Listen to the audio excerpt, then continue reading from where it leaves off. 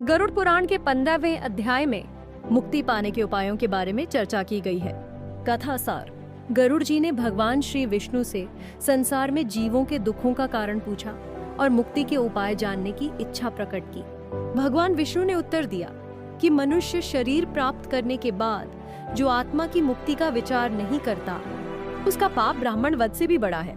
उन्होंने इस बात पर जोर दिया कि मनुष्य शरीर अनमोल है और इसे सुरक्षित रखकर सत्य कर्म करना आवश्यक है, क्योंकि धन और अन्य चीजें दोबारा प्राप्त हो सकती हैं। लेकिन मनुष्य शरीर नहीं, यह शरीर अपने कर्तव्य और ज्ञान योग के अभ्यास के लिए आवश्यक है और मुक्ति का एक साधन है। भगवान विष्णु ने बताया कि जिस प्रकार आग लगने पर कुआं खोदना मूर्खता है, उसी प्रकार संसार दुखों से भरा है और जब तक मनुष्य मोह माया में फंसा रहता है वह दुखी रहता है।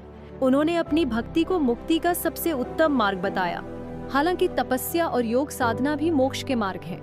ब्रह्मा सहित सभी देवों ने भी शास्त्रों का विचार करके यही निष्कर्ष निकाला है कि भगवान की भक्ति ही मुक्ति का सर्वोत्तम उपाय है। सत्कर्मों से अंतःकरण शुद्ध होता है, जिससे भगवान की भक्ति प्राप्त होती है और व्यक्ति जन्म मरण के दुखों से मुक्त हो जाता है।